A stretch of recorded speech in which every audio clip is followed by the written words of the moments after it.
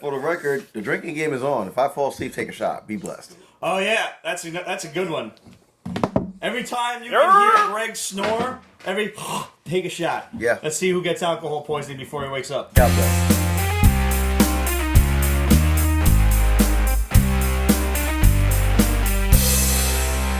What's up, everybody? Welcome back to the basement. We have a special guest tonight. We got Brandon from the Medium Popcorn Podcast. Welcome to the show, buddy. Thank you for having me. We got breaking nerd news and Cheeseburger himself. It is Cheeseburger's holiday. Today is National Cheeseburger Day. Yeah. That's right, folks. Eat me. Literally, yeah. Like literally can do that. I don't know. I mean, we've never had a case of cannibalism. We actually have had a case of cannibalism in the basement. I think if we go back to Halloween of season 2. When Yes. we first killed you and cut you into cheeseburgers. Yep. Matter of fact. So did you drive here? No. Oh, right. So like when we walk out together, they start doing cannibalism. Shit. Oh yeah. That's that's why I'm closer to the door. Yeah, the black man index went off immediately when I heard cannibalism. Went off immediately. Like, yeah. Well, oddly enough, that's exactly how I got my nickname. So there you It's go. true. Yes. And we killed him, cut him into cheeseburgers for a Halloween episode. Yep, and then we had this girl kiss the cheeseburger, and then he, through the magic of Roger's editing, he popped out like, yay! And the rest is history. So tonight, Brandon's going to tell us all about Medium Popcorn. And we got this week's books like You Are Obsolete, G.I. Joe, and the JJ Abrams and Son Spider-Man. Plus, we got a little update on Spider-Man that I'm going to share with y'all that I think everybody's going to be real happy with. But first and foremost, man, welcome to the show. Tell us about Medium Popcorn. Yeah, so Medium Popcorn, they can spoil movies. My weekly movie podcast. I host it with my friend Justin Brown. Shout out, Justin. Yo. You guys. We wish you were here, man. Yeah, you were invited. He's on the road doing like a whiskey tour thing, even though he don't drink. It's fucking confusing. But he's got a baby. Oh, he's drinking now. Well, he on a actually whiskey is still tour, sober, but he gets to go to places that have the legal weed, so he's. I would That's a win. I would have happily taken his place in the whiskey tasting. I think he wanted I don't know, to like, sample. based on casting, Pete. No offense, but None taken. I mean, we kind of look alike, though. yeah, man. you know, Yeah. you got a full head of hair. Yeah, it's bald. completely He looks like resemblable. Seal. Like every cop from a Scorsese movie. It all works. Actually, you really do. But yeah, so Dead ringer. we do. You don't even know how right that is. I'll tell you stories later. We do like a lot of different movies. Like, so we like fluctuate between like newly released, old movies. Like, so we recently just did It Chapter 2, and last week we did Higher Learning. The week before that. Oh, The Higher Learning. Learning. was Tyra Banks. Can we all just take a moment? Bro, it's crazy though. She looks better. She has not aged at all. But she looks better because she's really skinny. Yeah. And kind her of- tits are gigantic. Yes, but her head is so big it's distracting. And Higher Learning. It's fucking wild. But That's because her hair's all when pulled she back bloomed- and shit. Yeah, man. but when she bloomed out, like Oh, man. Like it started happening. She started like developing per se. She was pretty developed by then. No, but I like mean, she has Fresh Prince of Bel-Air, she has her some body started act. Yes. Her head started act on her body. yeah, it's like female puberty almost. Like, Yeah. but like past 18. But like she's like a fucking black unicorn. You goddess. remember She that? is a goddess. I was watching Like, some old there's school no question. episodes of Fresh Prince of Bel-Air with they read School with Tyra Banks. Yeah, That arc made no sense because it's like, why would Carlton go to this community college? yeah. That's true. Like he was like all like primed to go No, to but Yale and shit. but they made no sense. they actually addressed that. He's like, I They saw want him to be dancing and he lost his scholarship? I want to be. I want to be with Will. Huh? I want to support Will. That's creepy. It is cousin love, man. You can't beat it. Yeah, true. You got that one cousin that just like ride or die, even though like they fucked up, but you still ride or die with them. Cousin love. Hashtag cousin love. I'm so glad me and my family are close.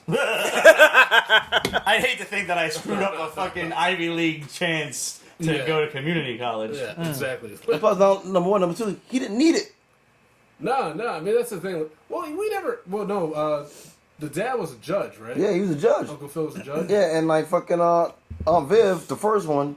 Uncle Phil was the head of the Foot Clan. Yeah, nice. That'd be great. Fucking there. Like wait, not for nothing. Well remembered, sir. What was Aunt Viv's job? Aunt Viv didn't work. So she was just like She's straight. a housewife. That's a job, yo. That's a job. These basement ain't about that. Real wives of so-and-so. Hold on, how you gonna be a housewife with a butler? Can we talk about that, please? That's what. That's some real shit right People do there. that all the time. No. Wait, hold Some up. people Time have out. Time out. two nannies. Hold up. Is that the second black flex on national television? Because the first black flex was fucking Diane Carroll, Dynasty. Is that the second black flex? No, I think. I think if you're not including the Jeffersons in there somewhere, There's Black Flex also like a different world and shit like that. There's like. All right, so that'll be the third. Single. Jefferson with Florence. they were moving on up to the east side. They literally moved on to the east side. Yeah, that's very true. That's not a cheap apartment. No. It was deluxe apartment, as a matter of fact. Yeah, in the sky. Yeah, but it was rent control. You know, they made it. It was right. Yeah. George and Weezy. All right. Wait, hold. Mr. Benedict had a rent control apartment in Manhattan. Really? I'm saying, That's what we're doing. That's what we're doing right now. Full finance. So, have you ever actually done TV shows on Medium Popcorn? We've done. We did When They See Us, which is the Netflix series. Nice. We did a review on that, and then for Patreon we reviewed. Oh no, we reviewed The Boys. It was a public episode. Yes. Series, Nice. Yeah. So a lot of people have been saying they want us to do more TV shows, but like between all the movies we have to cover in a month, because we're also Rotten Tomatoes certified. Yes. So Oh, wow. doing TV shows is difficult because the way that the tomato meter works is they do per episode, and we do like a bulk, like we'll do like a season review, and so it's tougher for like them to decide for like what our ratings would be for every episode because we don't cover every episode. So tell us more about this the Rotten Tomatoes certification thing. Like, do you have do you get assigned movies to? No, do, or? like so what happened was like Rotten Tomatoes trying to like diversify the voices, like for film and television, and we were not even on like trying to like get on their radar. They emailed us and said, "Hey, we really like what you're doing with the podcast. Based on like your ratings, like we just like to confirm your download numbers, and then we'd love for you to join our family." And essentially, so they transcribe our episodes and summarize and add our final rating to the tomato meter. Nice. So nice. Midsummer, right? Midsummer was like critically acclaimed. We thought it was fucking batshit crazy and terrible. I mean, cinematography was beautiful, but then I felt really proud to be able to bring the tomato meter down just a little bit. Midsummer was fucking a night in Bushwick. Basically, that's what it was. It was a night in Bushwick. Like, No, I would say like Carroll Gardens or something like that these days. I don't remember what I know of the movie, but I don't remember which one it was. Midsummer. no, they did. Midsummer just came out. Yeah, they did okay. they did like a That's why the reboot same remake. dude did Hereditary. See, now everybody was talking about that movie being like the be-all, end-all of horror movies. I thought it sucked. So it's creepy as fuck. The third act goes off the rails. And it's just disturbing. Like there's nothing. It's not scary. The ending left me cold, man. I'm just like, that was like Rosemary's Baby meets fucking... Oh, so Midsummer will really fuck you up. Will really piss you off. Fair enough, then. It's the same type of themes, like That like little cults and Blair stuff. Witch type of weird twist shit. Red says shit was depressing. Look at Red. Which one? They both. Look of at them Red were. fucking glorifying his fucking worth.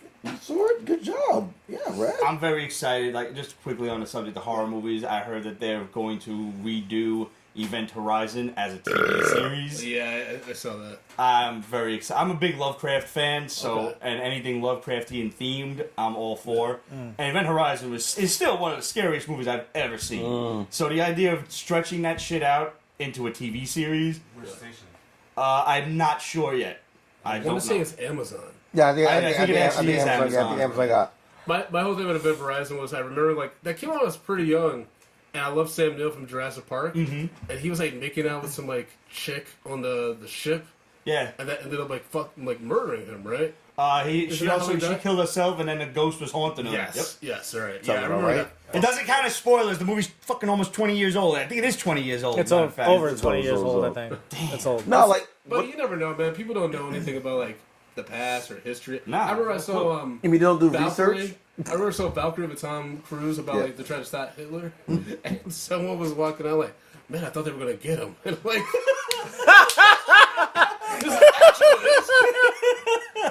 this would have changed the world. I'm gonna one up you on that. Okay.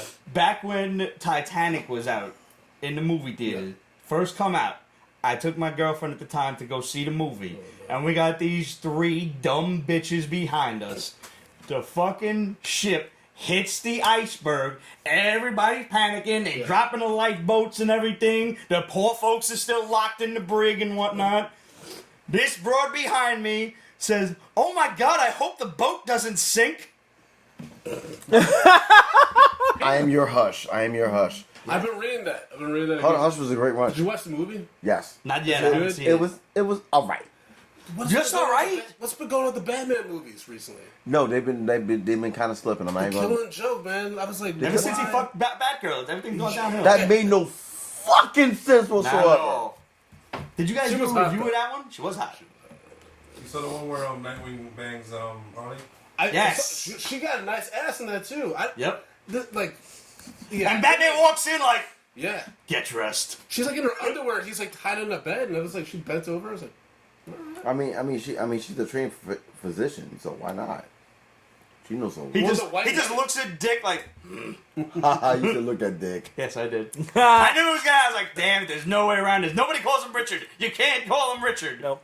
And the White Knight comics that Sean Murphy's doing, I think Harley Quinn's pregnant now. Really? And she's pretty smoking in that series. So this is it's gonna continue on. Yeah, it's like the White Knight turn. No, this is white. Secret. Oh no, not the comic book. The comic Oh, book I thought you series, meant like they're making a cartoon of it. No, That actually could be a pretty good series. I think so. Yeah. If they did the They've same done kind of Elseworlds art. Batmans before. But if they did the same kind of art, because the comic is so gritty, that I think that would be a really dope movie. I mean, comic wise, you look at what's going on right now. Fucking they just announced fucking Frank Miller's coming back again to a third arc. Raise your hand if you give a shit that we're gonna I see. actually give a shit. Why? At me, I don't give a fuck. I'm about to. I'm asking you why. I actually give a shit. I want to see I want to see the Kents. I want to see Jonathan and fucking whatchamacallit. I want to see them fucking be part of the story. I want to see this girl become Batwoman. I want to see it. I mean, the lineage of the story is there, and he's the one that created it. So why not do a little tripod with it? Do the trilogy. Get out the way. Well, you didn't even have to do a sequel. It was just. No, he did a sequel for the money. Let's keep it real. Both sequels were awful, and the third one actually was worse than the second one. I just read about them because I love The Dark Knight Returns. It's a classic. The movies were okay. The second one was better than the first. The Joker killing everybody in the studio was dope as fuck, and the Superman Batman fight, amazing. Everything else was just terrible pacing.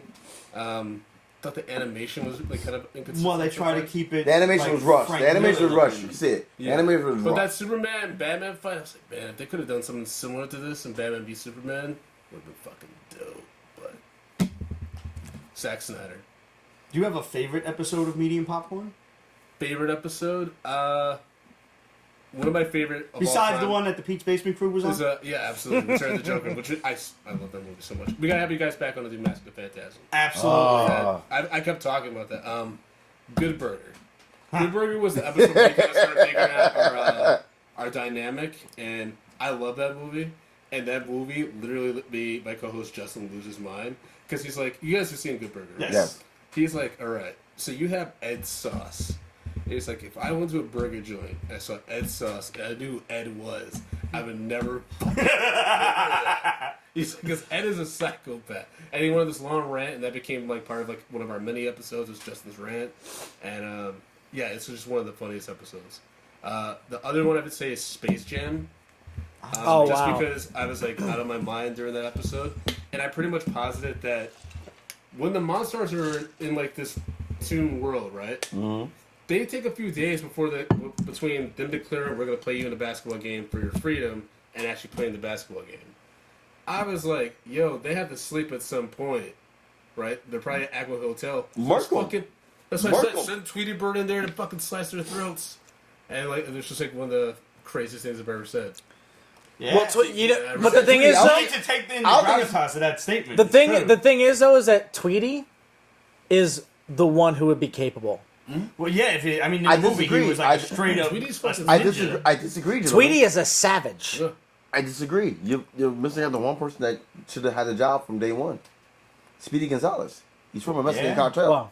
Was Speedy in that movie? Wow, that's funny. Was Speedy in the movie, or was Speedy racist by then? Speedy No, was he gone. was Yeah? Speedy. No, he had a cameo. He had a cameo. Maybe. He had a cameo. I'm just thinking about Yosemite Sam with this fucking gun. Oh yeah, that too. They all had guns and explosives. How would the Monstars not Unlike Iba. Look, yo, we've been robbed. Can we explore Space Jam for just a hot second? Because that movie doesn't get nearly enough credit for bringing together the 5 probably greatest rappers of the time for a fucking kids movie theme song. And how Hit 'Em High is still so fucking good. That's very true. And nobody really takes into account just like the lyrics of that song, the crew that was together. Well, for the folks at home, let's rattle it Meth, off. Be Real, LL Cool J, and Busta Rhymes. Yep. Shit. Monsters. It's a dope song. I mean, if you like basketball, that's a fucking dope song. That soundtrack is good, except for tracks 2 and the one we can't, 2 we right can't now. speak. Yeah, it's only the one one. we can't speak of. Yeah. What sucks is I love Gotham City. It's like, man, my Arkham. Oh God, dude, that was one of the joints. Like when I first started buying like vinyl, like for real. That was one of the joints that got on fucking like. I wouldn't go that far, but I appreciate it. No, because like the you got a lot of disposable no, income, huh? no, it was like it was $5 at fucking Target. It was like no, but like it had that instrumental on the side. I used to like use that to blend other shit. Ah, okay. So I wanted that. So like when like we got woke, I'm like I can't fucking play this no more. You mean by woke that like all these women came out and said that? Like oh you're fucking your preschool you're a preschool kid. No, I can't do it. Yeah. Wait, what? Yeah. I'm not even gonna. No. Nope. Move no, on. yes, You that gotta one. watch On the that note- documentaries, man. They're On that cool. note, Red says one of your best episodes was the Black Panther one, and the first Candyman. Oh, that was a good one. That was a good The one. Candyman episode was pretty well. That series is just fucking bonkers. I'm interested to see what Jordan Peele does with the remake. I'm Just looking 'cause I forward think- to it. But Indeed. Tony Todd needs to be in the movie. No. He already said he's in it. Good. He's going to be in it. Absolute wants to know if you guys did Street Fighter. We have not done Street Fighter. That would be a good one. Just about to ask you if you do requests. Yeah, we do. I mean, the list is so long. Like we have I'm 30 sure. movies right now on the list. There's this one dude that keeps literally like just yelling at us via Twitter that we haven't done a River Runs Through It. I'm like, oh, motherfucker, that's like one of the most boring movies of all time. Like, we'll get to it Like, eventually. fuck but- you. Why don't you just fucking just go on Tame Heart and just slit your wrist? Like, the fuck, come on. Like, Have you done Bloodsport? No, Justin. Van Roiland. Damme. oh. Could y'all let me know when you're doing Bloodsport? Dibs, I need to be Justin there. really wants to do dibs, that. dibs. Because I want to critique specifically one scene. Okay. The fucking Jean-Claude Van Damme scene when he's dancing. I just want Wait a minute, that's That's kickboxing. it. Oddly enough, he did 2 dance moves in that and Kickboxer. He did a dance move in each movie. The thing is, I want to do Expendables 2 because he was the villain and his name is literally Villain. Yeah. John Verlaine, that's right, yes. And he fucking kills that Hemsworth kid at the beginning. Yes. With With the spin kick to the knife to the chest. It's like, how big will work? He like has his ass. It's really weird. Scott Adkins, too. Scott Adkins was the other bad guy. Yep. Yeah. He's great. There's no reason. There's no way Sylvester Stallone was gonna be able to beat him. I don't want to. Just made those things. nah. It's like, come on. And, like, how much fucking HGH they had to give him to be able to do that spin kick again? Alright, there was so much HGH from that bitch. They thought it was that fucking costume. Oh right? my God. It was good. Think about that roster on that fucking movie. They were going to the vending machine for fucking syringes. Vending machine. There were PAs like, oh, here you go, sir. Get 245. They were actually hiring the suppliers at MLB. Let me tell you, if I could afford it, I'd do it. Yeah. Shit. It's like the Fountain of Youth.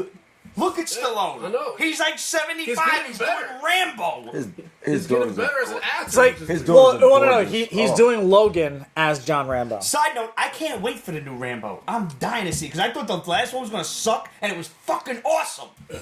Well, right now, right I now, thought the other Rocky was gonna suck and it was fucking awesome. Creed was fucking amazing. Creed was amazing. Before Creed. Oh, When it you was talking Balboa. about Balboa was cool. So fucking But good. I'm so glad they brought back. I still haven't watched that one yet. Yes. The stuff from This Is Us because I was like, man, like why was he in Creed? Because like he had cancer and stuff, and then they brought him back for Creed 2. And I was like, yes. It's like I series is so good. love the first Creed to death. Creed 2. I it still was didn't cool. see the second one It yet. was cool. You didn't like it? You didn't like that actually they gave Drago something to do? Like he actually he actually acted. It was fucking good. It didn't give me the fire and the hunger that the first one gave me. The first one was like all hunger and like all fire. The second one, you saw it coming. Like you literally saw it coming from the first one. Like Drago was coming. You saw it. Drago's something fucked him up though. Did you review that one yet? Yeah, we did. We did both Creeds. Where can people find Medium Popcorn? You can find it on iTunes, Spotify, Podomatic, all that good shit. We're also on Patreon, patreon.com. We have hundreds and hundreds of bonus episodes. Like, it's fucking nuts. So, Awesome. Yeah, there's just a lot of movies we've done. The Black Panther one's funny that Jason said that one because that's the one we get the most 1-star reviews. We occasionally still get 1-star reviews here and there. And it's because, one, we were really high when we did the episode. 2, I'm terrible at pronouncing names. And so you add in African names at that, and it was just brutal. It was just brutal. We loved the movie, but like people were just like shitting on us about it. Own your truth. It's okay. Yeah. This is why I openly say, I'm not even going to try. And we love it. This guy. Just like- and I'll put up a picture on screen. Like, Unless it's Stuart Eminem. Your man that was God, that was I can never Curse pronounce his in name. the Yeah. Dark Oh my World. God. And he was also heavy duty in the G.I. Joe flick. Oh, fucking. Adewale? I'm like, I ain't even going to try that. No, after that. I can only pronounce black- his first Triple name. A. That's it. No, I call him Triple A, right? Yeah, he was on Lost. Yeah, right? the dude from Lost. Yeah, the dude from Lost.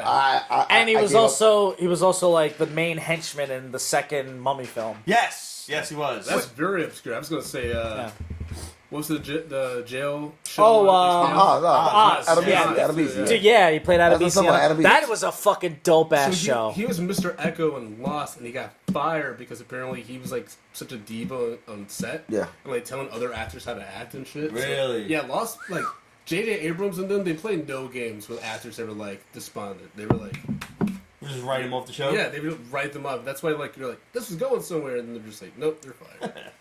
Well, since you brought up JJ Abrams, let's talk about this new Spider-Man shit that he did with his son.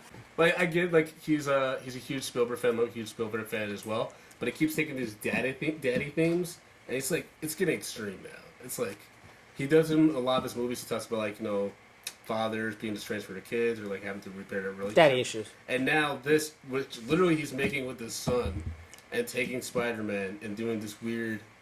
You think he's trying to like bond with his son? You think he was like an absentee father or something? And like this is their bonding moment after all these years? Yeah, because I never heard about JJ's son writing or doing anything. I've never heard of him, It's period. Exactly. I didn't know yet. So yeah, to that point. Your man's made Peter Parker a deadbeat dad. Yeah.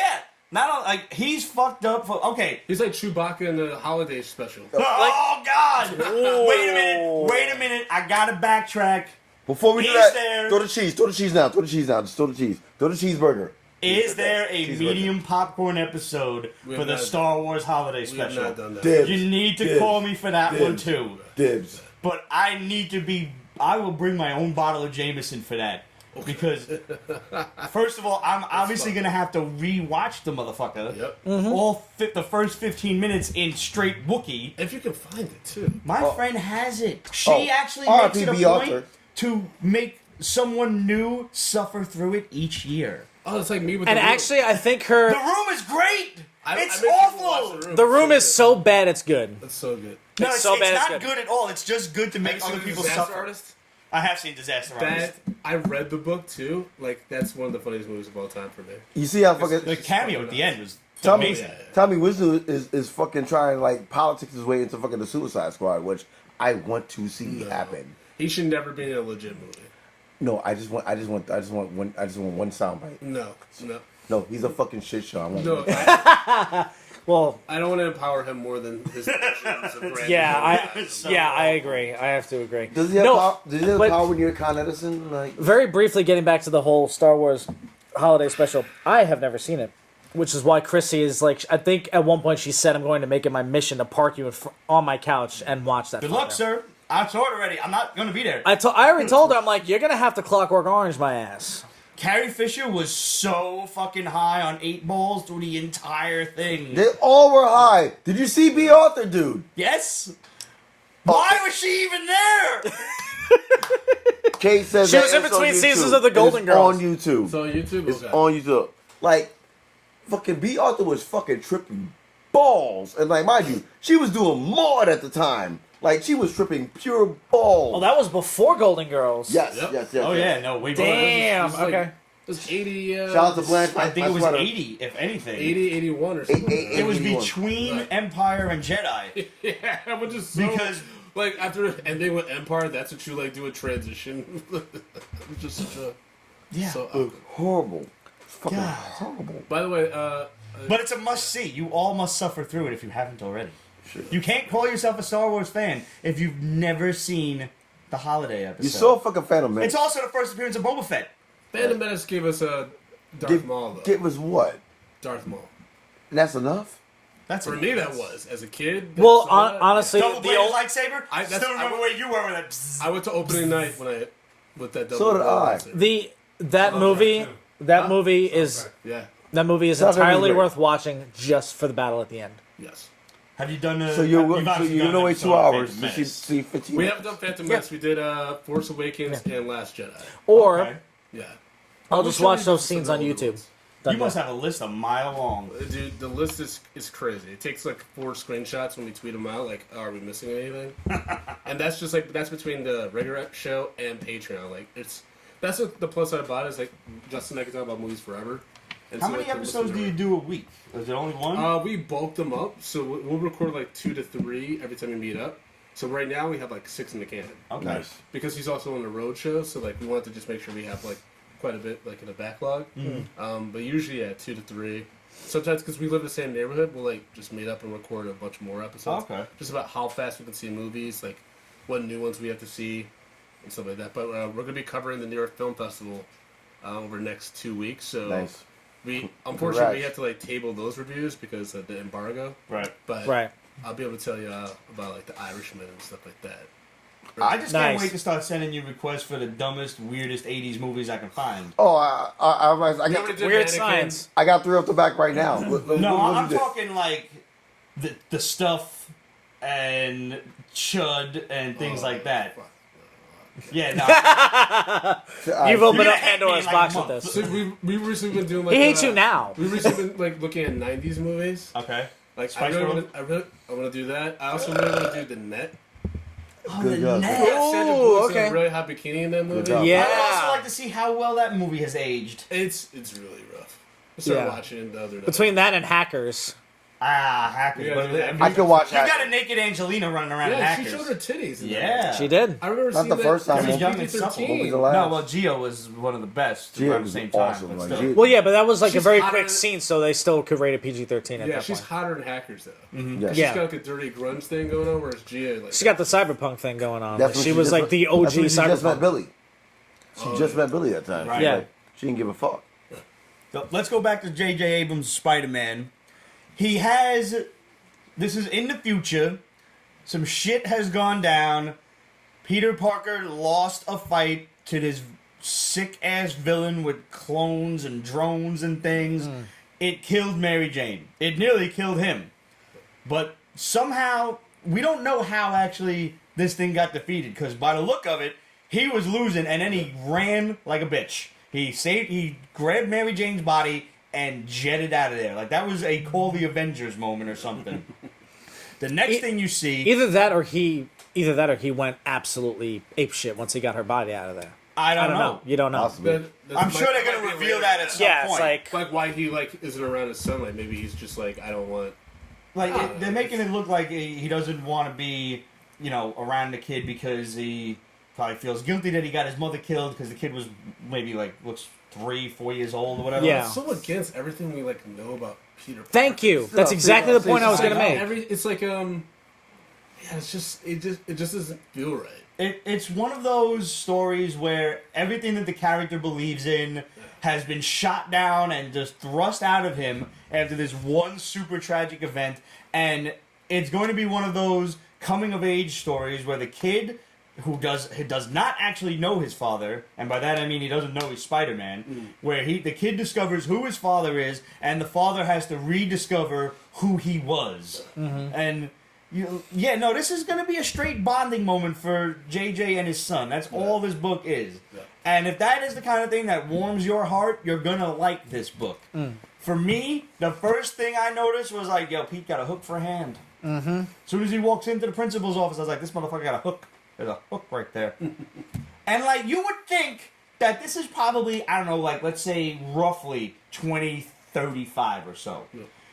You can't call Tony for a hand. You gotta have a... What are you doing, man?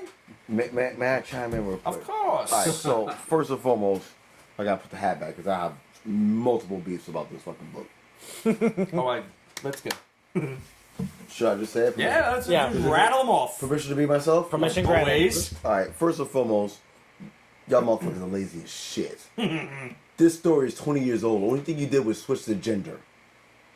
If you go back, this was Spider-Girl 20 years ago. Oh wow, I never read Spider-Girl. Tell me more about this. Same scenario, same synopsis. Pete had a hook as a hand. Really? They had a kid, but she was a girl. Mayday Parker, of course. So you mansplain it into fucking Ben. That's number one. Now this was in the pages of Spider-Girl, or this was somewhere else? This is before. This was like I want to say, 96, 97. They did when like Spider-Girl had her own series by then. yeah, but before Spider-Girl series actually showed up, they had like a little not Elseworld, but like they had like a mini. Was it in like an annual or just No, a it was like a mini. It was like a mini series that like it was a different story, different timeline, different wasn't Earth 616, Okay. but it had something similar to this. Okay. And when I read this shit, that's the first thing I thought about. And fucking Nerdist News fucking pointed it out immediately, and they put on their shit that Really? day. I'm like, they're basically just like mansplaining a fucking old story to current time. Wow. That's number one. Number two. Like you thought we wouldn't notice, well we did. Someone didn't bet this story when they pitched like the outline. Everything old is new. That's what no one cares anymore. I honestly didn't even know that because I wasn't. I that one fell on. You know what? I wouldn't be surprised if the bean counters in Marvel Comics said, you know what, this story is actually old enough we can rehash it and get If away it with was if it was a Spider-Girl story, there's no shot I was reading it, and that's probably what they're counting on. There's like 10 people that are gonna know this story. Greg's one of them. Number two. Just for the whole dynamic of the fucking first 6 pages of the fight that actually ends fucking Mary Jane's demise. Just not fucking Spider Smite. That's absolutely. That was what I thought. It was Amazing Spider-Man 298 when the Spider Slayer was threatening Mary Jane. I only just brought this fucking panel up when he went crazy and ripped Smythe out of the Spider Slayer. And that's what I was waiting for. And I was like, oh, that really went the other way. Do you think like fucking new comic millennials are that simple? Because you probably do. That's why you did it. But the answers to the test were right there in the second page. Why did they have this brand new villain be the major badass that Well, we I don't think know the identity yet, right? So it's going to be some kind of reveal of. do you someone think from is the it or is this road, going to yeah. be a Snoke is just Snoke moment? You know what this shit is? I think I still think that Snoke is actually because Palpatine's back. Uh-huh. I think it was. You think he's like a Palpatine the failed whole time. clone or something? I think he just like immersed himself into different people. Okay. Like a Because little I Force remember Ghost when I position? first read about Snoke in The Force Awakens, Andy Serkis said that he's someone that's had deep pain, a lot of. He's battle worn and has a huge vendetta against Luke Skywalker. Should have been fucking Mace Windu. So you All the time. That's what I thought too, but then so it's a person that works for the MTA? Like, oh man. That's it's like, funny. It could only be. Like Windu wouldn't make sense because he has no connection with Luke. It's like it has to be Palpatine, but then they killed him in Last Jedi. And you're like, oh, I guess. But I can not, see, but I can then see, it's still I can see the window theory for the simple fact that literally y'all thought he was dead. Y'all didn't look for the motherfucker at all. The only problem I would have with like Windu being like part of a bigger. You know he's gonna be. It's The just- final one. You know he's gonna be the final one. Revenge of the Sith. This motherfucker Samuel Jackson he just becomes Samuel Jackson. Like during that final battle scene with Palpatine, he's like, "This is over." I'm like, "God damn it, Sam, you were doing all right." Dude, my man put in his contract. I want a purple lightsaber, just so I can respect Prince. Yeah. That's literally in. That's what he That's wanted. what he's really? That's literally in his I thought contract. he just wanted purple. I love it No, even more now. No, I love it even he more wanted now. a purple lightsaber so he can respect Prince. That's dope. I never knew. Flex. R.I.P. man. Flex. Oh, we did Purple Rain. That movie's cuckoo bananas. Yes. There's a lot of fucking. I kind of want a PTSD in purple that lightsaber bitch. now. For multiple reasons. Well, there's an interesting story behind the purple. It's like the color of the lightsaber has to do with like the Jedi's personality, and purple is much more geared toward like a gray Jedi instead, because like it's an interesting balance of both good and evil, which kind of represents Samuel L. Jackson if you think about it. Sure, absolutely. There's way more detail to that, and I am bastardizing it with that explanation. But y'all can just Google At the end, Rey's gonna end up with a purple lightsaber. At the end of this trilogy, Rey's gonna end up with a purple lightsaber. Maybe. Because that's the whole theme. It's like balance between light and dark, and I think that's what like makes Kylo Ren's character so compelling. Is that he's like It's like fuck both Here's- sides. I- it doesn't matter. I have Fuck it a all. little Like, I want to theory. be great. I want to be What? great. I have a little theory about this, and this theory is not based on any credible evidence or Okay. anything like that. It's just kind of what I think would be cool if it happened. Yeah. Now, we have been exploring who Rey is and everything as the series is going on, and we've watched Kylo Ren be just a pretty much bratty douchebag the entire time. Darth Emo. Now, if we take the Bushwick. Phantom Menace up until Revenge of the Bushwick Jedi. Sith, that is the ascendance and destruction of Anakin Skywalker. We take A New Hope all the way to Jedi, and that is the ascendance of Luke Skywalker and the salvation of Darth Vader, Anakin Skywalker. Yes. Now we have this new trilogy. What if this whole shit is more not necessarily about the ascendance of Rey, but more the salvation of Kylo Ren and the descendants of Rey? What if we get, because everybody's saying the Dark Rey is a Dagobah scene, basically a cave scene. What if we actually get Dark Rey versus Kylo Ren, who's like, oh shit, green lightsaber? Well, my wife and I talk about this all the time. Like, this whole trilogy is about Ben, Kylo Ren. Like, that's what a lot of people like forget. It's like, yeah, Rey's like, this vision of like a new world and like, diversity in like Star Wars. But at the end of the day, this is still Ben's story. So it's going to be like the third one's. I think it would be dope if that it's happens. His redemption. Just give it Don't a worry about twist. that, but- Let's see. Yeah. Then they gotta kill her. Like, Ramon's shaking his head in the background like, no. they gotta kill her just like they gotta kill. Like, it's like the same thing like the Phoenix. They gotta take out Jean. I have a theory about We don't Stranger talk about that Things. movie now. We don't talk about the movie now. I have a Stranger Things theory that the end, 11's gonna be the big bad. They're gonna have to kill her. I like that actually. So she'll I go thought towards it's- Dark Phoenix on him. I feel like that's what's happening. Because if you think about season 2, just the way she would get angry and kind of go after, like she would freak out against the sheriff, or she hurt Max when she thought Max was flirting with. Right. But she got manipulated, so I can't count that per se. She got No, manipulated. I think it's building up towards her being the big bad. Well, hey, Phoenix became Dark We Phoenix need to because she hand got over her manipulated. sister too, so. because she was in there for like 10 minutes and then she's gone. Well, I that's think 'cause 6 or that's so. part of the bad episodes. So. We don't talk about that? We don't talk about Alright, that. fair enough. But yeah, Spider-Man. Sorry. No. I think we finished up with Spider-Man. You got anything to add on that one? In closing, do fucking better. Like it's lazy writing. Like Yeah, I'm inclined to I agree know- with Greg I know- now that I know the now plot. that we have that information. Like I know it's gonna happen second episode. Second issue. He's gonna fucking put on the The suit. kid's gonna be the Spider-Man, and Peter Parker's gonna be like, you can't do this. Better. He's gonna go outside in the suit, try to stop a crime and get his ass beat, and this fella's like, "What are you doing?" Like a la Kick-Ass, Yeah. kind of get his ass beat. Yeah. Mm. It's inevitable. You know what the best part? I really wish Ramon wasn't behind the camera in this one, because what I thought was the best part that I really wanted Ramon's reaction to, and feel free to shout it out, big guy. Aunt May's still fucking alive. Aunt May's still alive! She's 110! She's old as fuck. She should have died before. But age doesn't matter in these comic book No, clearly not. That age matters. Like, Because going back to Darth Phoenix, those motherfuckers are supposed to be 50 years old. dude. She, no, Aunt May's playing That's fucking true. bingo with fucking dust. All right, she's old as shit. Yeah. She's older than Betty Unless White. it's Marissa Tomei's Aunt Man. then Oh, she's now we're sexy. talking. Hot as- That would have been understandable.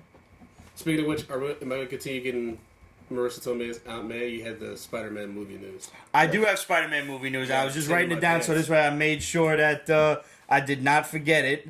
Question? From whom? Ralph Nero Cordova. Oh, What's the reaction of the basement about Tom Welling being Smallville Superman on Crisis? damn it. Is Okay, so my just- whole adolescent life getting closure? Oh, You already know what to do. I'm gonna put my hands up. Glorify me. Because we said this how long ago? Months ago. Months. And it finally came out today. This was on the Basement Show, on air, months ago. But I am just super thrilled that they're putting so much detail into Crisis on Infinite Earths. They literally have everyone. All we need is Lex Luthor back. That's what I want now. Lex Luthor. Michael Rosenbaum, come on home. Just think, if Zack Snyder didn't fuck up the DCEU and then Warner Brothers didn't just fucking stick their ass into the remains and shit all over it, we could have actually had that connect to Crisis on Infinite Earths, because Something we mentioned on the Pete's Basement Show literally years ago. Years we told you that Crisis was coming. Fucking years ago. We told you that this was coming, and this was the plan. To have the TV series connect to the movies, and now it's not happening. Thank you, Warner executives. You're all fucking stupid. You should have listened to who? Ding, survey says, Greg Berlanti. And Berlanti we trust. And Berlanti we trust, bitches. And clearly, you should have too. No, you wanted to give it to Zack Snyder. You dumb fucks. Which I don't blame him completely, but I allow it. I don't blame him completely. It's a lot of Warner brass that can't get out of their own way. We had this discussion last week. I don't need to say any more on the topic. However, you want to know who does know what they're doing? Who really knows what the fuck they're doing? Disney. Mm-hmm. Let me tell you guys this much. I have some very good news in the world of Spider-Man. You want to drop the bomb? No. You're the guest. Just throw a bomb. There's no cheese, no nothing. This shit was in Forbes magazine. This is something we told you again a while ago on the Basement Show. Now, we all joke that let's just have Disney buy Sony. Fuck it. Mm-hmm. Disney was never going to buy Sony, although the dream could live in a way. But Bob Iger was seen leaving the office of another certain big-ass company that plans on putting out their own streaming service. Who do you think that was? Apple. Apple is buying Sony Pictures. It's pretty much gonna happen. Now, let's just throw out some conspiracy theory business stuff here. Could it be that Disney was being dickheads about it just to lower Sony's fucking stock prices? Maybe. That's fucking cold. That's really fucking low. Wow. But maybe. Because in the original clause, in the original contract, there is a clause that states the rights to Spider-Man are non-transferable. That means if fucking Sony can't sell them, and if somebody buys Sony, Spidey goes home. Mm-hmm. No matter what. Yep. Again, this is not me talking out of my ass. This was literally in Forbes magazine. It is the go-to for business. If you don't believe me, Google the motherfucker yourself. Go ahead. I'll wait. And we've been talking about that particular clause for a couple of years now. Absolutely. When it first... So either way, whether Sony makes a deal with Disney at some point... Or Sony gets bought. We're getting Spider-Man. Spidey's coming back. Yeah. Don't worry your pretty little nerd heads over it. But is Spider-Man going to come back before Sony can do damage to this Tom Holland iteration of Spider-Man? I truly believe so, yes. I don't know... I just watched Far From Home again last night, and I'm like, I really like this kid. I really like what they're doing here. I don't think they'll be able to damage Spider-Man. They may damage Venom irreparably. Oh, I mean... that was already done. By releasing it, they've already done that. What happens to the bodies that Venom eats? He is a human man that transitions in and out of the suit. When he eats people like whole, you're asking like how's that make its way through the digestive system? How does that work? I don't know. That movie was crazy. Is there a medium popcorn episode for Venom? Oh yeah. Oh, I need to find that one. Yeah, we have a lot of questions. One, like, what's going on with Tom Hardy's accent? Also, he's the worst journalist ever. He's absolutely terrible. He's like, I made these YouTube videos and I found the truth. I'm like, no, you don't. It's a nightmare. Sorry. It's terrible. Yeah. Did I ever tell you what my biggest problem with Venom was? No. The fact that the symbiote's name was Venom. Oh, yeah. Like, on his driver's license, on his home planet, that shit just says Venom. They're referring to each other as Riot, Venom, Carnage, etc. McLovin. Fucking really. His name should have been fucking... I mean, no. That's his name. I need to save my girls. Dawson's Creek Bridge. Eddie, I like you. I'm gonna stay here now. It's like, what? When did that happen? Like, what if the symbiote was just like, oh yeah, I like Earth now. Absolutely, I'm with you. She says you cannot get me high enough to watch Venom. I still haven't seen it. Oh, you should. You really should. Only watch it high. That is a movie that you can watch unsober. Yes. It makes it moderately watchable. Especially for the restaurant scene when he goes in the fish tank. Yeah, watch it for that. However, stay the fuck away from Amazing Spider-Man 2. Fuck that. Nah, Like I've grouped that with BVS and But Venom, Justice League. Venom may BVS develop a Director's cult Cut isn't classic. bad. It helps. it's We long. discussed this last week. It helps. It's not. It's almost like That 2 hours movie- and 40 something minutes with that, but it definitely flushes out a lot more. You learn more about Lex Luthor's plan, and that makes everything. But it connect a doesn't little like more. it means we have more Lex Luthor, which is my biggest problem with the film. No, the Martha's not the biggest problem with the film. No, for you? not at all. I said this before. If I'm fighting somebody on the street or whatever, and somebody's like, "No, they're gonna kill Joni," and I'm like, "Wait, what? That's your mom's name? That's my mom's name too." That might give me a little pause. It's weird. And Okay. nobody in 70 plus years of Spider-Man and Superman and Batman continuity did ever point that out. Like, I give credit to Snyder for saying, that's fucking stupid. We're going to make it stupid. Here you go. Stupid. I think that was done purely on purpose. Yeah. No. Fucking. And I like Deny. I'm sorry, I but do. that if it was, well, I mean, he wound up getting fired anyway. But if it was any other director that was trying to make that kind of a decision, they would immediately be fired. It's horrendous. It's a stupid thing to have in it. I'm saying I think it was on purpose. And immediately No, I know, after, but- Batman has this awesome Arkham Asylum type fight scene, and then he rescues Diane Lane. He's like, "I'm afraid of your son." It's like, you literally tried to kill this dude 30 minutes ago.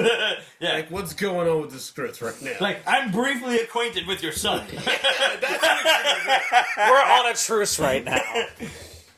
Like, it's cool, but I'm not thoroughly convinced he's not a crazy-ass alien who's going to be bent on human control. The motivation was great. Like, the way that Ben Affleck played it was like, we need to be afraid of this dude. He's Yeah. not a hero. And No, I like the realism of, like, people are fucking scared to death of this And I guy. think I mentioned this, if not last week, 2 weeks ago, where I said, like, the duality between Bruce Wayne and Lex Luthor. It's a pretty blurred line between the two of them, where they both have the same idea about Kal-El. And just one of them just immediately goes on the The negative. biggest And problem with Yeah. BVS, I don't want to get off on this tangent. I'm but just the biggest I was problem just speaking in general Eisenberg. terms, but yeah. That was an awful Luthor. Kevin Costner was awful. His character, not him. well, And- it's like, let the kids horrendous. die. Let everybody die. Yeah. Let them all die. Terrible. yeah. So, But Spider-Man's coming home. Spider-Man's coming home, man. Spidey's coming home. And apparently, all the rumors, the Shadow told me, because I asked him today, the Shadow told me that all of the rumors that you're hearing about X-Men and the Fantastic Four, that is to say Liam Neeson is not actually in talks to be Galactus, and despite what everyone apparently is saying, and Professor X and Magneto are not going to be civil rights era black guys. So Okay. there you go. Yeah, because everyone kept talking about Denzel as Magneto and Juan Carlos Esposito potentially as Professor X. And Like, listen, they're both pretty old though. Like, Black doesn't crack that much, but like if you're looking at like maybe a 12-year plan, I wouldn't bet on them. Those guys, yeah. But just because like it's gonna be really tough, and I think we talked about this like at the barbecue. It's gonna be tough for them to keep continuity going forward with all the same actors for another kind of lead up to like an Avengers Endgame type thing. Right. That's just like it's a miracle they got that off with just having to replace. You might be able Edward to Norton and make Terrence something Howard. with like Magneto's powers keeping him young since World War II. I could possibly buy into that somehow. Magneto's powers could do that though. I don't know. I'm fucking reaching here. Okay. Yeah. Because Vastman was Magneto frustrated about that needs movie. that genocide to motivate him. Yes. And it needs the juxtaposition of him watching his people die to him looking for the genocide of human beings.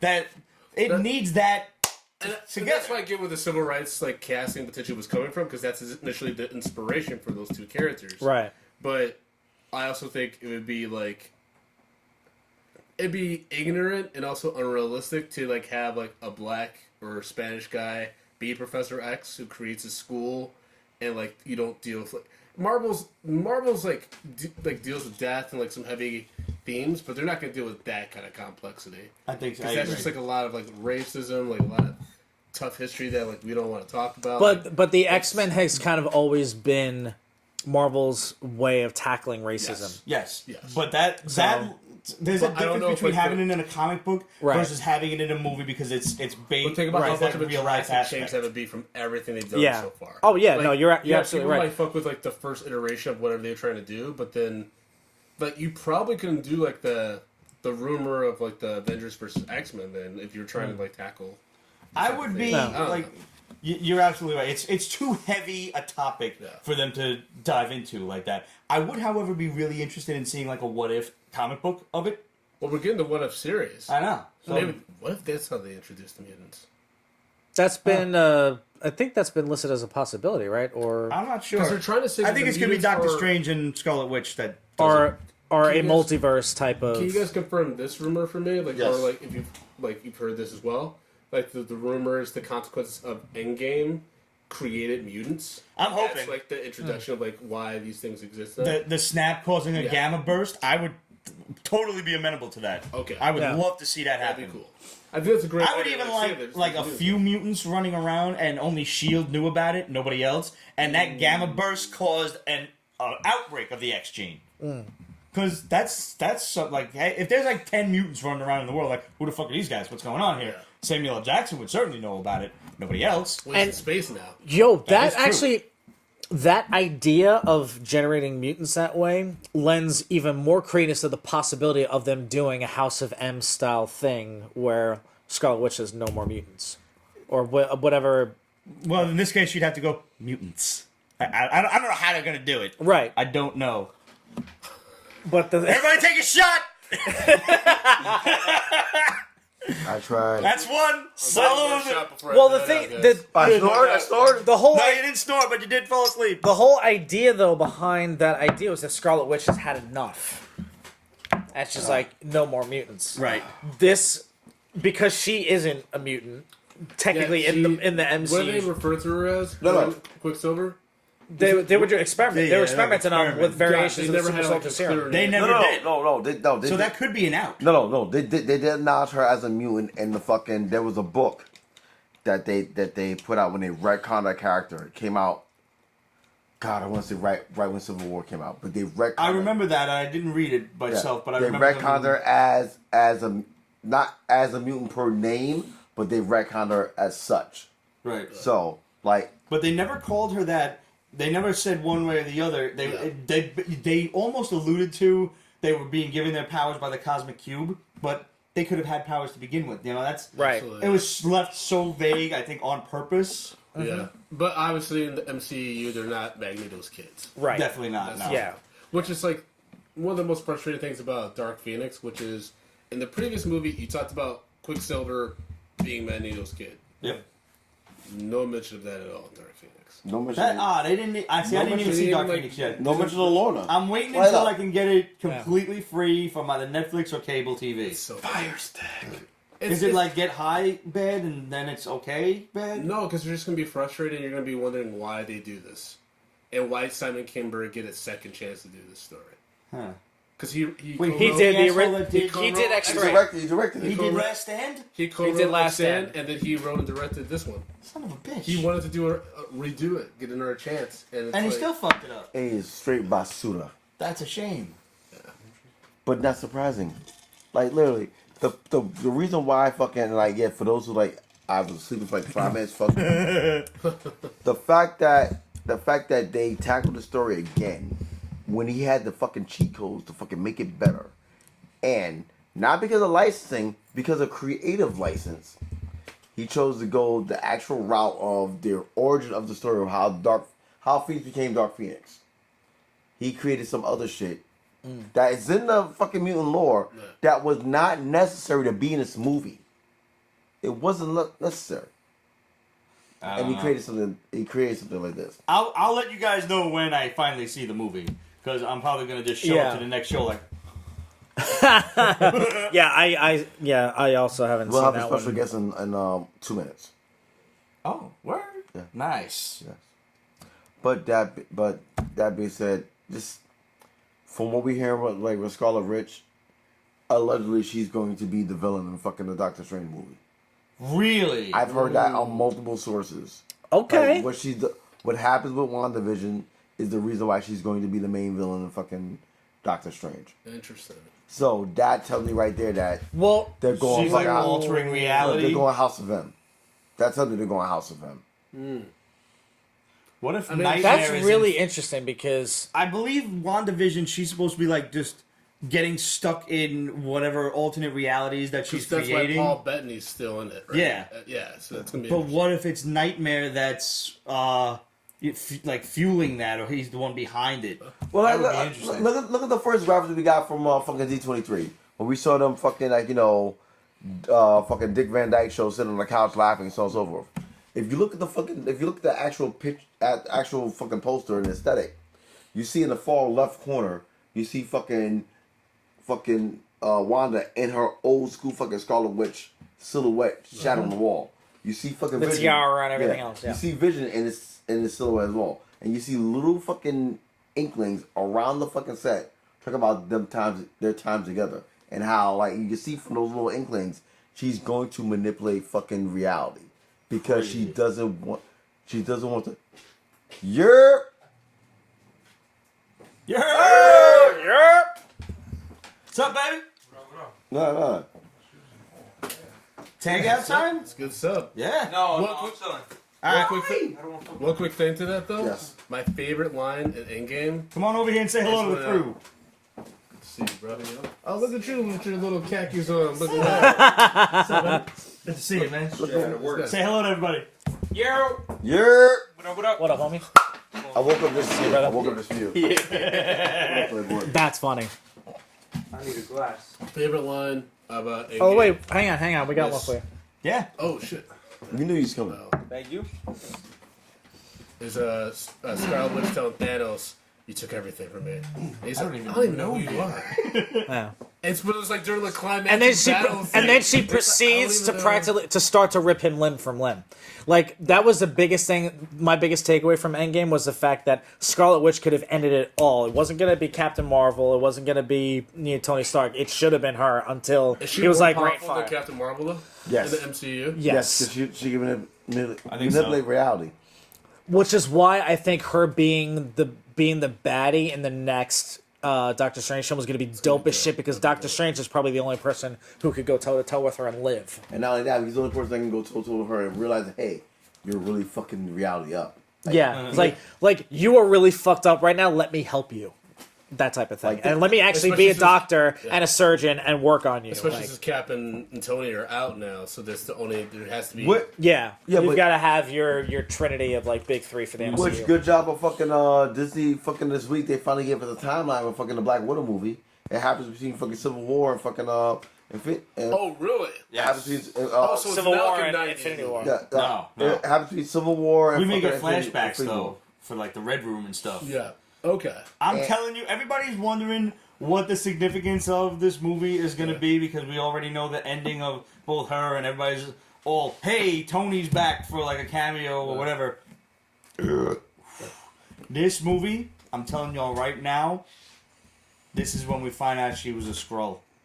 No fucking way. Guaranteed, bro. No way. Here's my reasoning.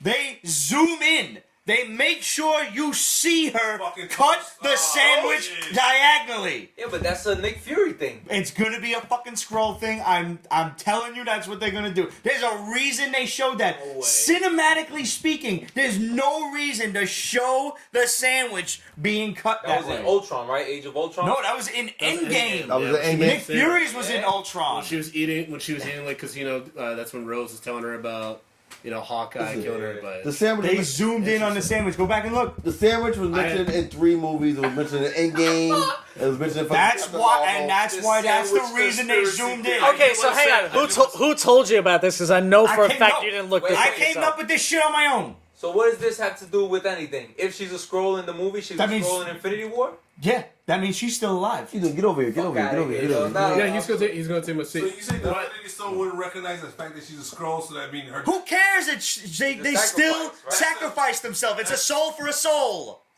You're supposed to sacrifice something that's important to you. He that's- thinks it what? is, But they were but they were colleagues for a long but time. he's the one. It's his sacrifice. If he thinks that's her, that's still his sacrifice. If your mind lies to you, it's the truth. So it's like he made the sacrifice. That's a shitty stone there. It's not fully infinity, yo. Fuck that. If your Hello, mind lies America. to you, That's it's what the it's supposed to truth. be. If people think the earth is flat, there's motherfuckers out there thinking the earth is flat. Kyrie Irving, I'm calling you out. All I know is that Scarlett Johansson just has to stop doing interviews, and then the movie will be. Just has to stop doing interviews and talking. Wow. Because No. she's doing some problematic interviews. Where, Wait, worse than Tom Holland? Like, no, she's doing like problematic, like where she's talking about Like she's being real she's offensive. talking like she's defending Woody Allen, and she's talking about like oh yeah. she's Because gonna yeah, take a time out. Just shut the fuck up. Woody, I fucked Right, my like- stepdaughter like- Alan. Like what You they no. Hey, Time fix that. out. You married your stepdaughter legally. Yeah, nasty. Are we talking about Scarlett Johansson? No, it's about fucking Yeah. Woody. You married your stepdaughter legally, Yeah, no, it's creepy. and everybody was cool with it. Nobody. The end. Nobody's That's cool. our show. Join the Pete's Basement Show for the conspiracy theory episode, where we get into shit like that. Bro, thanks for coming Thank on, you guys man. so much. I hope you had a blast. Thank you. The door is open So much. anytime. Thank you guys. Make sure you guys catch Medium Podcast everywhere. Medium popcorn. Me and Popcorn. That's what. Yeah, that's what I said. Medium Popcorn. Make sure you guys catch Medium Popcorn on iTunes. Just search it out on Instagram. You can find it everywhere. Fred. Yo! Welcome. What's up, man? Yo, what's going on? Shit, man. Welcome to the program. We missed you, cuz. Yeah, right. It's been a minute. It has.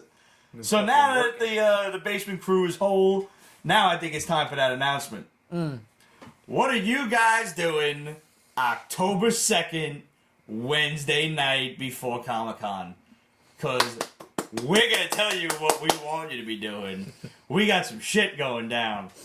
Pete's Basement, Breaking Nerd News, are throwing a massive party, a pre-Comic-Con party, at the 13th step on 2nd Avenue between 9th and 10th Street. Yes. Go in there, come in costume if you want. We're going to that'll have be dope. all sorts of crazy stuff going on. There's going to be drink specials. There's going to be named drinks after the basement crew. We're going to be doing interviews with fans. We're going to get as many people there as possible. We're going to have the Imperial World Wrestling crew there like we did it down the hatch. We're going to try to get so many people there.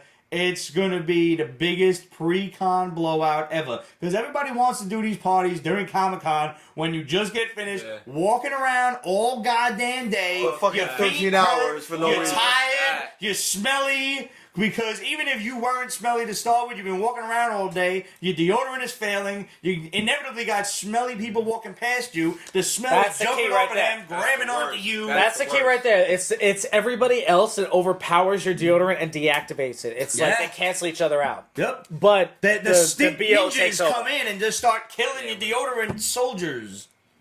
That's a visual. Wow, yeah. That's a great. I mean, That's- the bottom line is this. First of all, we want to give thank you, props and praise to fucking the Rodney Rodney, and at fucking everybody. 13 Step, everyone at fucking New York's best bars. Thank you so much for the trust and the appreciation. And for the opportunity, thank you so much. We will not let you down. We'll give a shout out to everybody in advance for coming through for this event. This is a big deal. No cover at the door. Exactly. There's no cover at the door, number one. Number two, this is our party. Not saying Breaking Nerd News and Pete's Basement, no. This is our party like nerds. This is for us.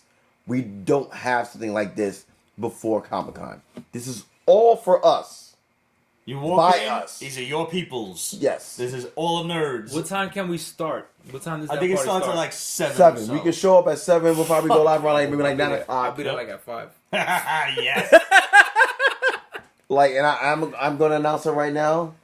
I will be dressed in cosplay. Y'all And- dressing up? Yeah, I am dressing up, Oh man, and that means Lisa's dressing up. Nice. and I don't want to say it, Don't say it, Don. Let him be a surprise. but you know what it is already. I do. Yeah, you're welcome, bitch. I'm considering doing it myself. We will see how I feel that day.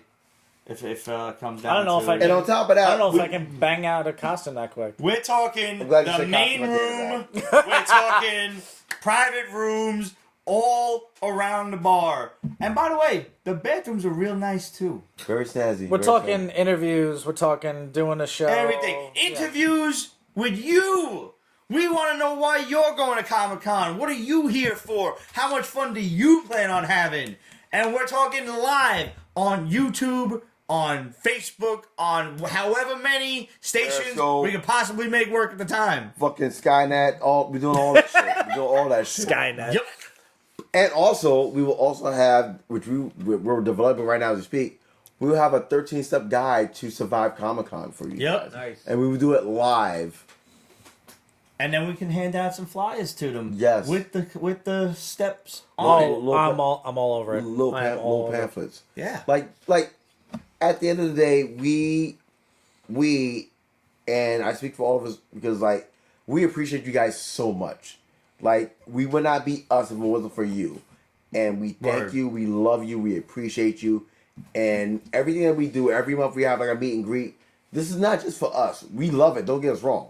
But this is for you guys, so you can be a part of this. Like, we would not be us if it wasn't for you. So thank you very much. And the brands are getting stronger and bigger, and they're building. And it wouldn't be that case if it was for you. Vegetable Tube says cosplay deodorant soldier. I'm all for it. Absolute. I will probably do this because I have to replace the shirt. I actually had the T-shirt that Tony Stark wore in the Avengers, the Black Sabbath 1979 tour. Nice. I have that shirt too. Yeah, Nice. so I have to. Nice. I have to get. I have to Sarge? get that other shirt because my ex-girlfriend unfortunately has that. Amazon that shit. Yeah. Oh no, it's already queued up. I just gotta pull the trigger. So Amazon done shit. deal. Like, listen, hit. Done deal. Amazon. I'm doing it tomorrow. Fuck Take it. your ass to the fucking post office, put that bitch in a box, and give me my shit. That's it. Or I'm gonna send all your tit pictures to my friends. No, not even my friends. I don't fuck that. I put it on the net. Like, I believe you can get arrested for that these days. Revenge porn. Yeah. is it revenge if you broke up with me? 'Cause I Yeah. didn't break up with you. Absolute also says, Pete, you got to see the Space Jam thing. I tagged you, and the internet can amaze me. Love Space Jam. Shout out to you, Absolute. I love you very much. You're awesome as pie. Listen, She's a everybody sweetheart. You're a get sweetheart. up. It's time to slam now. Nice. We've got the real jam going down. Welcome to the Space Jam. What? No, stop. So this one is for you guys, everybody out there in Peach Basement and Breaking Nerd Newsland. Thank you so much in advance, and we'll see you guys on October 2nd. That's not the end of the show. We're just toasting. Yep. Next, I want to mention my man Sebastian Jones has the Niobe Kickstarter still Yes. up right now. It has just over a week to go. You guys have no idea. I took a look at this thing. I've been mulling it over for the past week and a half. I don't even know which tier I want to chime in at. He has like literally 30 different prize tiers. And what Seb told me this week is you can just click whatever tab you want, and then you don't even gotta wait for like surveys to come out where you can add extras. You can just add extra shit right then and there. Right there. They have stuff for D&D players. They got little like Ral Partha style miniatures of Niobe and crew. They got all the comics. They have literally every single bit of reading material in the world of Erathune. They have a sword. They have a sword. They have a sword, and I'm getting that. That's all I know. Is I was talking to Seb. I'm like, yo, man, I need the sword. I mean, are you really surprised at this But point? I'm not a big D&D guy. He was like, you don't have to be. You can chime in on whatever you want, and you can add the sword to it. That's D&D all I in the needed to mouth. hear. All I needed to hear. Sorry. So I'm going to get another one of them Tribe Called Quest covers, and maybe we'll do a giveaway. That's the one with my charming visage on the back cover. And I'll get Seb to sign it for you guys at NYCC. And I'll give you mine, and then I'll take the new one that comes in. That's fair, right? Yeah, that's fair This enough. way it gets to you faster. I mean, technically you get first dibs, but you have real dibs. Like, Yo, I can tell you right now, I have chimed in on 2 of their Kickstarters so far, and the quality of the items is top notch. These hardcover books come with fully painted dust jackets. They are so nice. Like, you want to put the hardcover in a plastic CGC case just to protect it. They're so nice, and they would make great pieces, like, displayed. You know how, like, you got, like, a couple of omnibuses or whatever, or your graphic novels like this, and you just turn one off to the side so it kind of holds all the other shit in place without a bookmark, not, bookend. The bookend thing. So you just turn one around so it can kind of display, people can see it. This is the one you turn around. It's so nice. They're all nice. And he's got there's all the ones for the hardcovers. There's even ones for Niobe's first appearance, which you're gonna want that one, guys, because this whole shit is going to HBO soon. So let's think about this in a collector's standpoint. Let's put ourselves in that collector's mindset. Right about now, this book is anywhere from $150 to $350 on eBay. Shit. For some people trying to get $350 out of the deal. Talk to me when that shit is CGC 9.8 certified, signed by the creative team. Then you get $350. Not before that. But you're gonna want this book because once the show drops, this is gonna come out of nowhere for most people. You know it. I know it. A couple of people out there who've chimed in on the Kickstarter and who are familiar with Niobe know it. Well, there goes tomorrow's paycheck. Yeah, no, kiss it goodbye. Just do it. paycheck? I promise you it's going to be worth your while. And, guys, there's so many cool-ass prizes. Just go down the list You got and yours? see what you want. I haven't yet. I haven't still decided what I want. But I'm one of those, I'll wait till the last damn minute and I'll just pick and choose everything. But I'm definitely chiming in on this one. And I have another Kickstarter for you guys to take a look at. This is from our boy David Daub. He hit us up recently. He has a Kickstarter that is very personal to him. It's called Demons in the Darkness, and it's about bullying in high school. David went to high school in Texas, and this is kind of like an allegory to his own story. So it's got, characters that are based on different people in his own life and experiences that he's either experienced himself or that he's seen. This is a story that I think we can all get behind in one way, shape, or form. Maybe we weren't bullied, but maybe we've seen our friends or other people getting the brunt of it. I mean, thankfully, I never really was at all, but I have seen it firsthand, and it's awful. It sucks. So this is a Kickstarter that I think everybody's going to want to chime in on. I'm definitely chiming in on it. It's called Demons in the Darkness. Go on Kickstarter and search that out now. When the Pete's Basement Show is done, at your leisure. It's got just over 2 weeks left to go, I believe. So take a look at that. I don't think you'll be sorry that you did. Alrighty. So, just another side note. Last week, we were talking with Steve from the Saturday Morning Superman show, and we get to talk about Bruce Timm's art and everything. And on Comic Art Community, the gallery, there was an entire section of Bruce Timm art.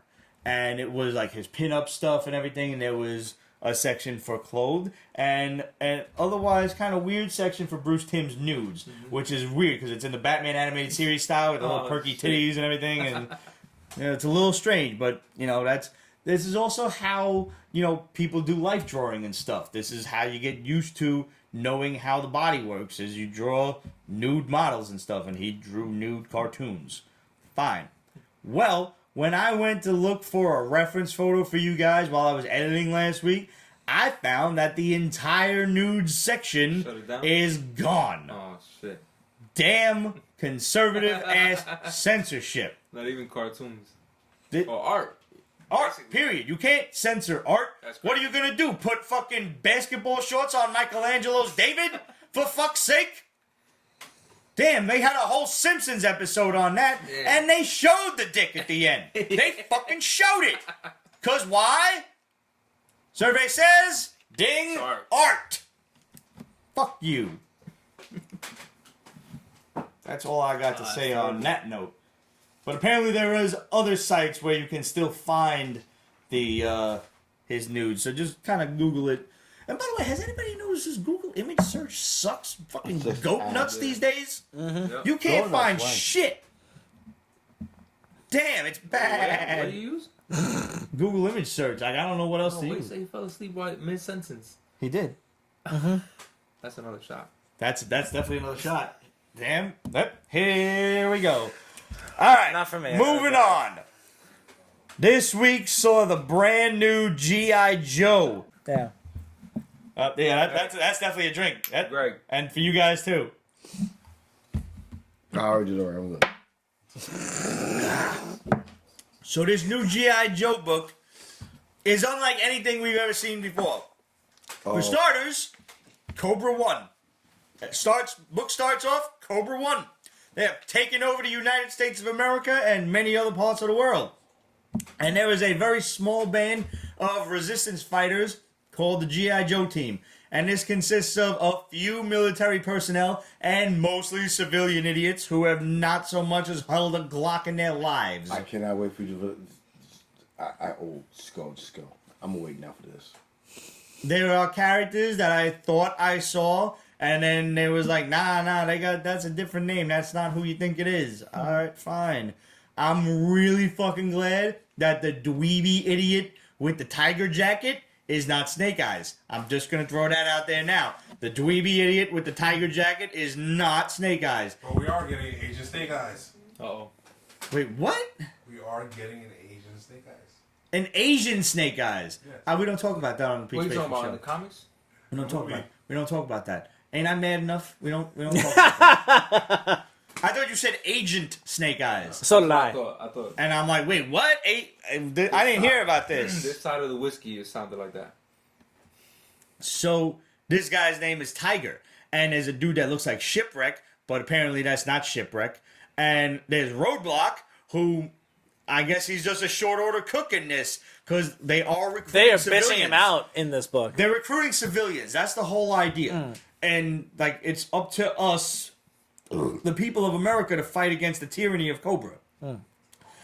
This becomes blatantly apparent when Major Blood kills a major fucking character in the first 3 pages. Holy shit.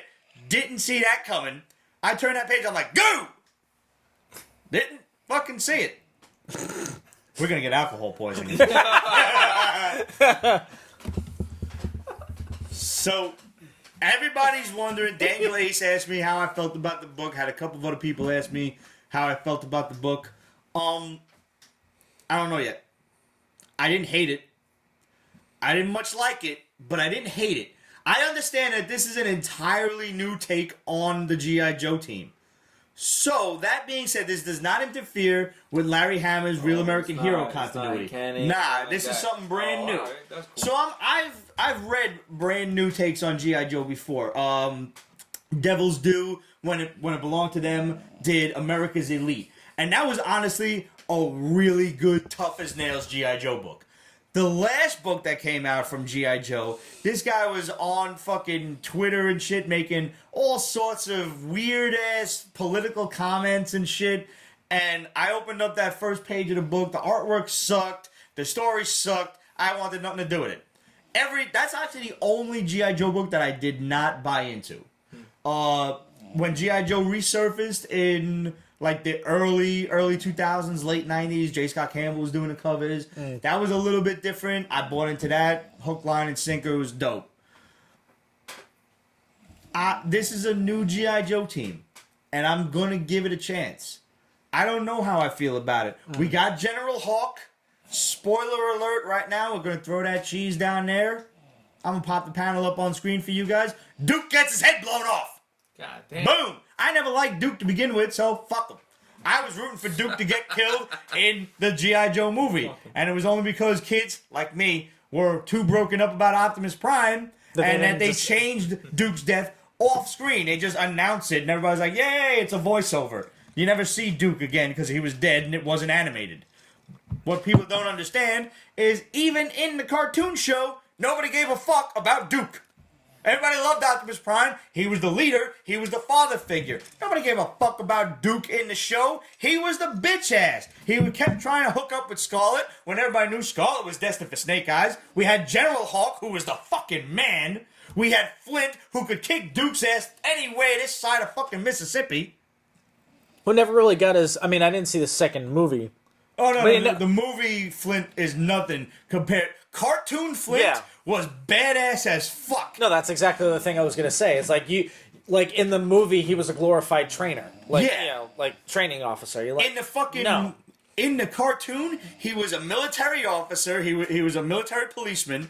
And, yo, there was a scene with chemical weapons. The shit broke on the ground. He was like, everybody run, I'll smother it. And he jumps on the shit, Captain America style. Not that it was a chemical weapon at the time, it was cream soda. But that's all in the context of the cartoon plot. And it was a good story. That was the one with the James Bond type of character. It was dope. Yo, Flint is the man. There was a character that looked like Flint. Wasn't Flint, though. A lot of these guys are new. So we're going to have to get introduced to some new characters. So as long as, going forward, they don't fuck up my man Snake Eyes, I'm with this for now. I'm okay. Kind of interesting now that Scarlet is basically, aside from General Hawk, Scarlet is going to be the one running the show. But that's how it is. Scarlet usually winds up running the show. Scarlet is like the most badass character in all of G.I. Joe history. And she's usually the one commanding the team when all of the leaders are off doing whatever the fuck. She's the one making the decisions. She's the one killing motherfuckers. She's the only one that can give Snake Eyes what for and tell him what to do. Yeah. Scarlet's badass. What it comes down to is redheads. Gotta love them. Mm-hmm. Gotta love them. Gotta love him. Gotta love him. Aftershocks, you are obsolete. I did not read this. Okay, this is a That weird was, ass book. Trippy, yo. Yeah. Well, just off the cover, and I skimmed through it real quick. I was like, "This is some weird shit." This is the weirdest combination of... Y'all remember the Twilight Zone episode with Little Timmy when he was banishing people to the cornfield? I think it was Little Timmy, Little Johnny, whatever the fuck the little brat's name was. Yeah. Where they were like, worship me. Yeah, or I'm gonna... because he could read their thoughts. Yeah. And if they even and they were thought all something like, they bad had a about him, smile yeah. and shit. He turned the one guy into a fucking jack-in-the-box. All of these people, this reporter who kind of like fell from grace, whatever, she had an Eddie Brock moment where she's not working no more. Whatever happened, we don't know. We'll find out, I guess.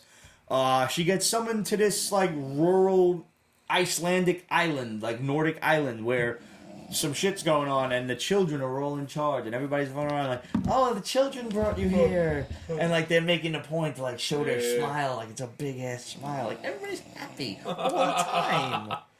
And in the beginning, in like the first couple of pages, they're fucking singing happy birthday to this dude. It says happy for you, and this motherfucker blows out the candles and drops dead in his cake. Oh my god. And then all the kids are talking like, do we still get birthday cake? And the other kid says, you know better than to talk out loud. And then they start texting instead. Creepy as fuck. Yo, it's like some weird ass modern Twilight Zone meets Children of the Damned. I don't know what the fuck is up, but these kids are like Children of the Damned type of powerful. But we don't know about what yet. This is one of those that I don't quite know where the story's going, but I need to know. So this definitely gets... I'm going to give this the rule of 6. I'm going to stick with this for a while, see what's going on. I don't think it's going to be an ongoing, but I think it might prove to be like a maxi at this 12. point. I don't see this getting resolved in under 12, truthfully. Yeah. Fair. Ooh. Yeah, right there? Yeah. You sure you don't want a pillow like him? Like he's the one who needs a pillow. Yes. I actually think that's about it. We got some questions here, though. Absolute said, well, the Shadow wasn't wrong about Thor 4. I do believe that involved the Guardians of the Galaxy and Beta Ray Bill and everything. I don't quite remember. That was from season 12, episode 15. And Absolute, this is really a question for you, Cheese. Absolute asks, what is the best way to enjoy bacon? On the fryer, deep fried, covered in chocolate, plain, bacon jam? I know I'm missing some. Okay, so... First of all, I hate chocolate-covered bacon. That It's sounds gross. Crazy. It's a waste of chocolate and bacon. I've never had it, but I'm really glad that you said that because I actually have an opinion from somebody else on it. I've had bacon jelly, which is weird. Just weird. Honestly, just straight up, like I just love throwing it on the skillet and just letting it cook. Yeah.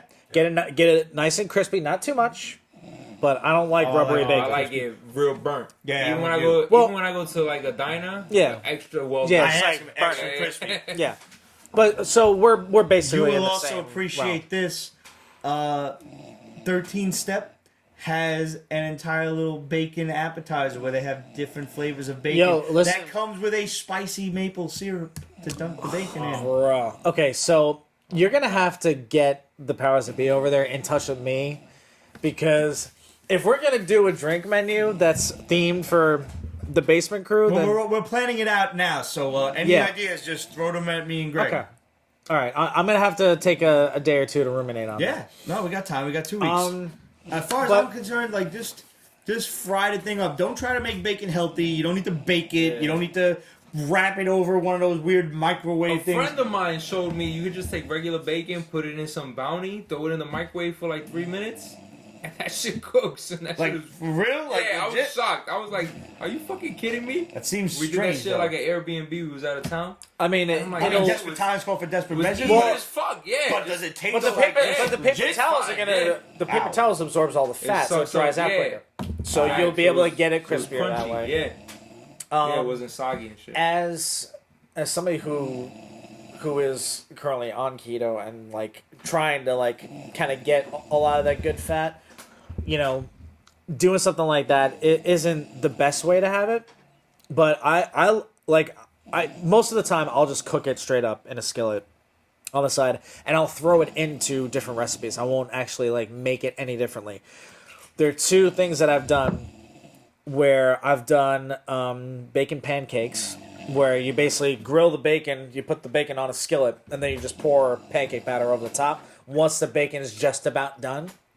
And then you cook it that way. That's actually kind of fun because you can then make your own like maple syrup dipping sauce for That's it. cool. And you can just kind of mix and match and do whatever the fuck you want, which is cool. It's actually the first time yesterday at 13 Step when we were talking with Rodney and planning this whole thing out. That was the first time I ever dunked bacon in maple syrup. I've never done it before.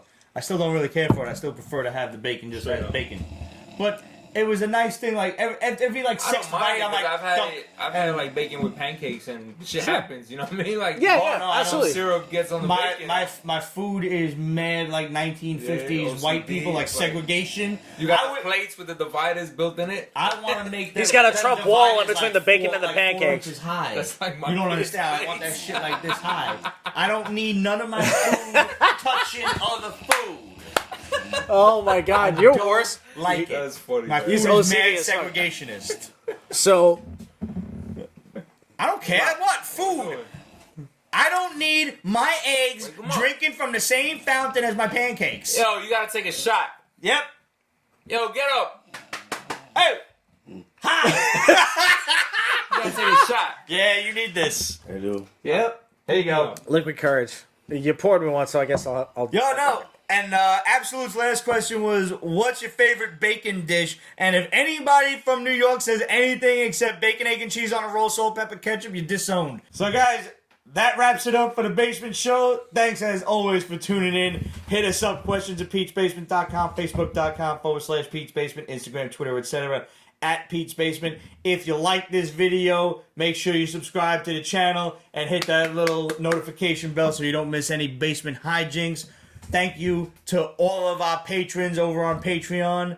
If you'd like to join us, you can subscribe to it for free for all sorts of fun extra videos that get posted there. Tomorrow. And we have some really great prizes in store for you guys, not the least of which is Pete's Basement t-shirts, signed postcards and stuff, or getting to come on the Basement Show. Who the hell knows? Everything's there, readily available for you. Want a Pete's Basement t-shirt? Want a Breaking Nerd News t-shirt? Head on over to represent.com/store/Pete's Basement, and you can find all of the Pete's Basement t-shirts readily available to you. We got 2 different logos. We got tank tops. We have the Pete's Basement charity shirts, such as Pete's Basement supports Project Harmony, Pete's Basement supports our veterans, and Pete's Basement supports the Hero Initiative. Rock a Pete's Basement shirt, take a picture, send it to us, and we're going to pop it up on the Basement Show. Don't forget the hoodies. Oh, and we're Hoodies currently coming working soon. on some hoodies. We're getting some hoodies out. Fall's coming. We made tank tops for summer. We're going to have hoodies for fall. Cuffing season, bitches. Yeah. I don't like pullovers, so I'm going to see what I can do for some full zips. Yes, please. Oh, It messes the I love hair, yo. pullovers. Do you? You don't got a lot of No, hair. no, no, That's no, why. no, no. I mean, I don't got a lot of hair, but I still prefer a zip up. Nah, man, you get a lot of static going on there. When my hair behaves, hold it's on. good. But Pull it on, man. nah, not with it. Not with it. Oh, tomorrow. We will Tomorrow. see you guys next week. The show is Friday the 27th. We are not here Thursday. We will be doing a late night live taping with an extra special guest. We're not saying who, but there is going to be possibly the biggest reveal in the history of the Peach Basement Show. It's the moment you've all been waiting for, and that's all I'm fucking saying. I'm not That's a naked. lot of hype, yo. Yeah, that's a lot of hype. I'm not naked. I'm not Make naked. sure That's you a ton of tune in hype. next week. And for those of you in the New York area, what are you doing tomorrow? Hit him, Greg.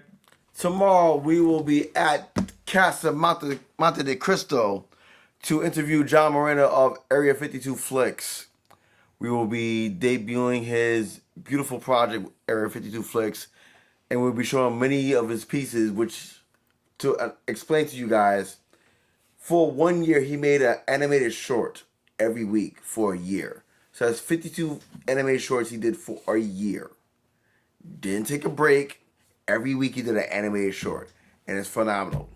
Area 52 A-sides are available right now on YouTube.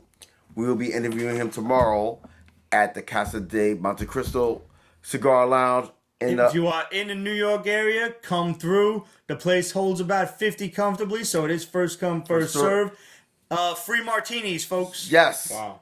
And possibly Yo, a free cigar I'm too. pissed. I'm fucking working. Yo, all right. We are going to be sponsored by... We'll be sponsored by Luna Blue Vodka, which is a beautiful French vodka that will be giving us the props, the patience, and the praise to make our martinis for us. So thank you very much to Luna Wow, Blue that's awesome. That's awesome. to make the martinis for us. One of y'all save me a cigar. I'm That's all stepping out asking. of my element here.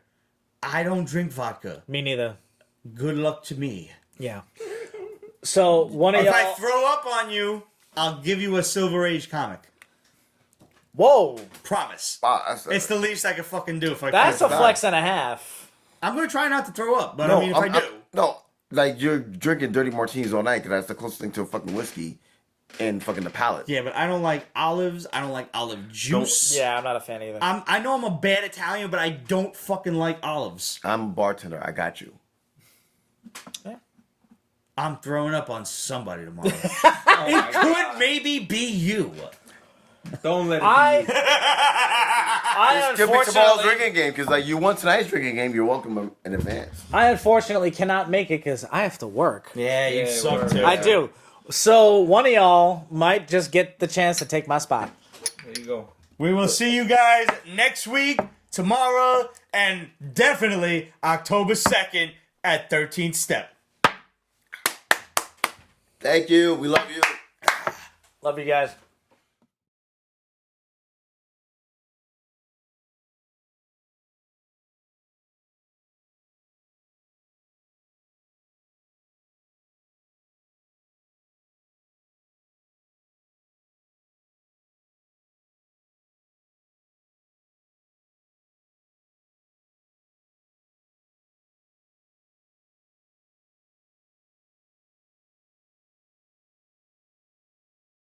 Peach Basement is copyrighted 2019. Ripped Productions. All rights reserved, so go fuck yourself.